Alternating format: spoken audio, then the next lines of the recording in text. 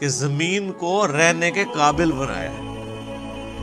زمین میں ہر سیکنڈ میں 2 زلزلے آتے ہیں، ہر سیکنڈ میں، لیکن ان کا ایمپلیٹیوڈ جو ہے وہ بہت کم ہوتا ہے۔ اگر وہ بڑھ جائے تو زمین تباہ و برباد ہو جائے۔ اتنے زلزلوں والی زمین کو رہنے کے قابل بنایا ہے، اسے کنٹرول کیا، اور اس اعتبار سے بھی رہنے کے قابل بنایا ہے کہ وہاں پر ہر مخلوق کے لیے اس کی زندگی کا سامان رکھ دیا، اور جو سب سے ضروری سامان تھا زندگی کے لیے وہ بالکل فری رکھا ہوا ہے۔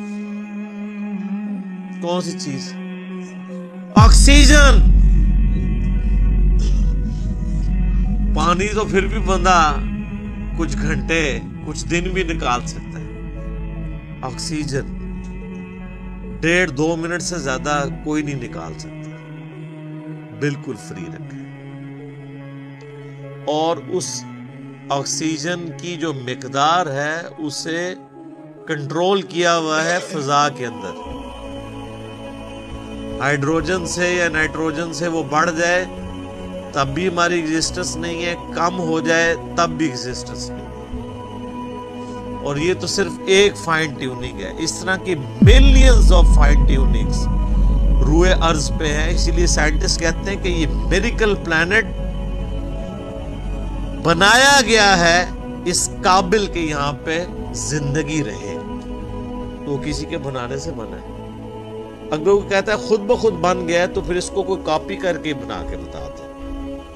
جو چیز کاپی بھی نہ ہو سکتی ہو اس کے بارے میں کہنا کہ وہ خود بخود ہو گئی ہے، تو اس سے بڑی تو بے وقوفانہ سٹیٹمنٹ ہی نہیں ہو سکتی۔ جو کام کرنے سے نہ ہو سکے وہ خود بخود کیسے ہو سکتا ہے؟ خود بخود تو وہ کام ہو سکتا ہے نا کہ جو یعنی کرنے سے ہو بھی جائے۔ زمین و آسمان کی ساری مخلوقات مل کے ایک بیج نہیں بنا سکتی کہ جسے ہم مٹی میں بوئیں اور وہ 6 ارب گنا بڑا درخت بن جائے۔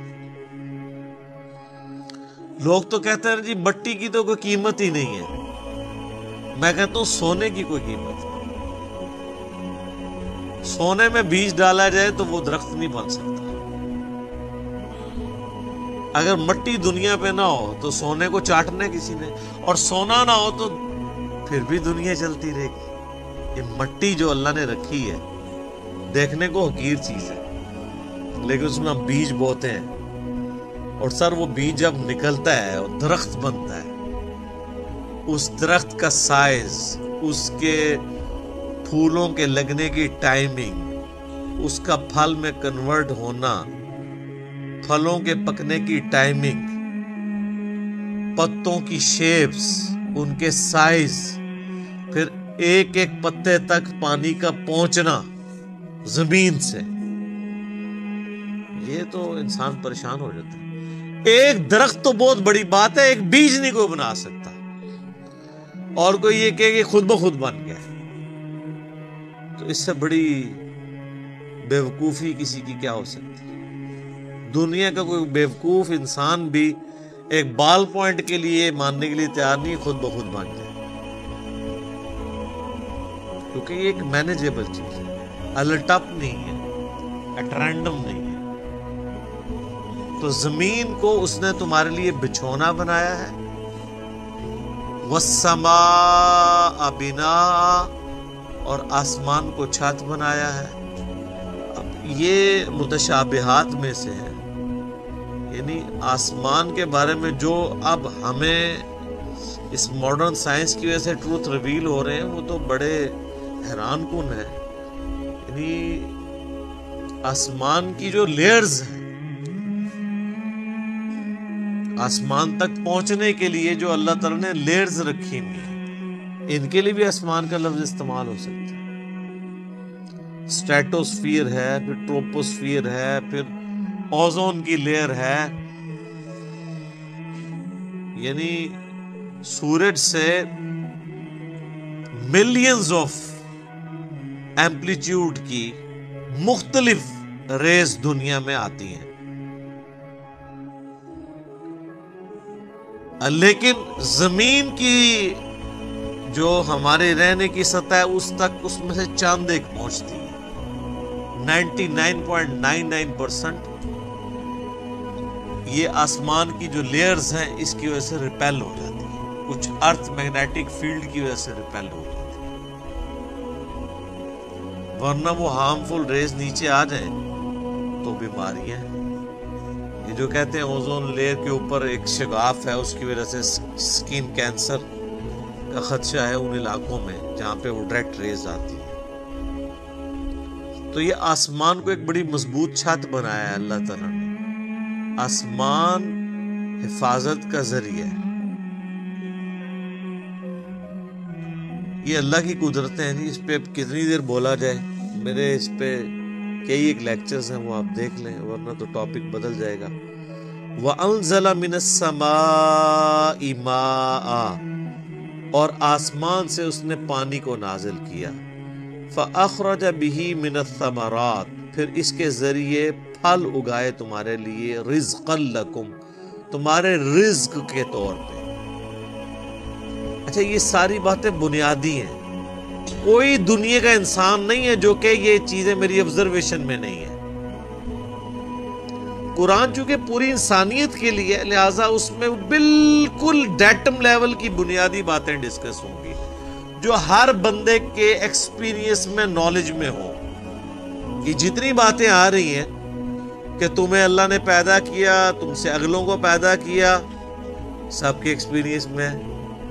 اللہ تعالیٰ نے زمین کو رہنے کے قابل بنایا ہے، آسمان کسی انسان نے بنائی ہے، انسان تو ہمیشہ سے آبزرو بھی کر رہا ہے اسے، انسان تو صرف ڈسکوری کرتا ہے، اور انوینٹ بھی جو کرتا ہے وہ بھی کریشن ایکس نہیلو نہیں کرتا، عدم محض سے وجود نہیں دیتا، بلکہ اللہ کی تخلیقات کو یوز کر کے کرتا ہے۔ اگر وہ یہ ٹیبل لکڑی کا بنا رہا ہے تو لکڑی اس نے نہیں بنائی ہے، لکڑی نیچر سے ہی آئی ہوئی ہے،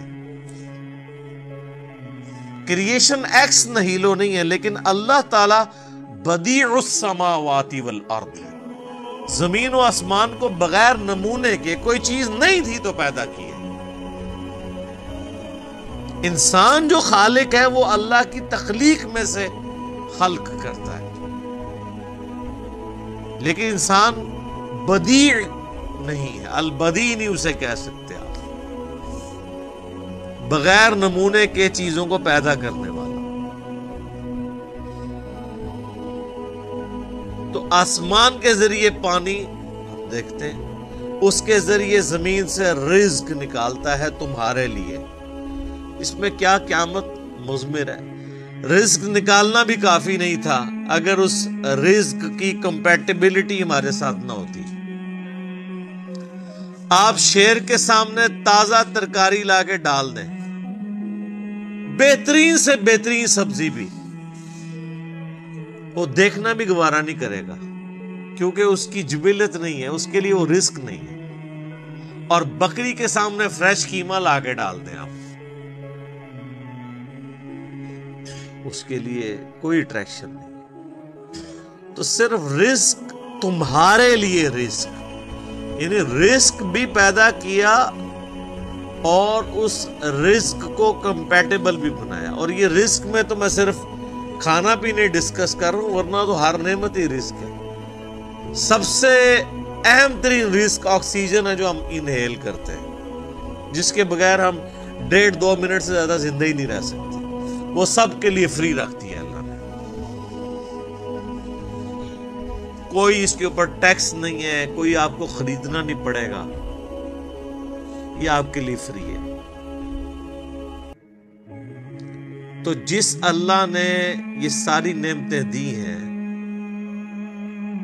اس نے زمین کو رہنے کے قابل بنایا، آسمان کو تمہارے لیے مضبوط چھت بنایا تمہاری پروٹیکشن کے لیے، آسمان سے پانی نازل فرما کے زمین میں سے نباتات اگائے، اس کے ذریعے تمہارا یہ فوڈ سائیکل چلتا ہے سارے کا سارا، سب کچھ زمین سے ہی آ رہا ہے، چاہے وہ جانوروں کی خوراک ہو، چاہے پودوں کی خوراک ہو، چاہے ہماری خوراک ہو۔ زمین مر جائے تو ساری مخلوقات مر جائے.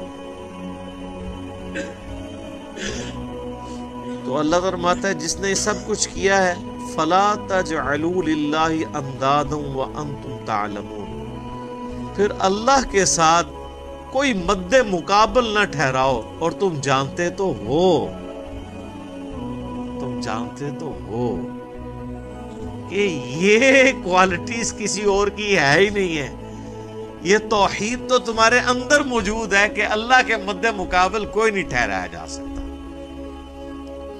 مجھے بتائیں قرآن اسٹارٹ میں جو توحید بیان ہوئی ہے، اس توحید کو پڑھ لینے کے بعد کوئی کسی بابے کو پکارے گا؟